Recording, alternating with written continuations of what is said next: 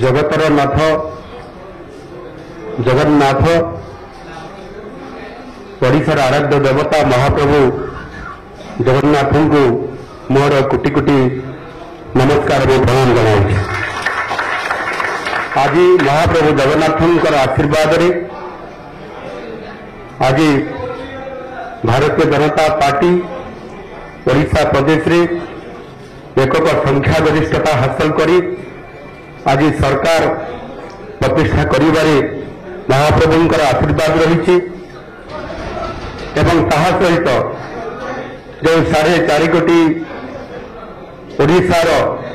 लोक माने जो माने कि एतर परिवर्तन करिवार जो संकेत देइथिले एवं ताहा कार्य परिणत करी भारतीय जनता पार्टी को पूर्ण समर्थन करी बहुमत विजयी करी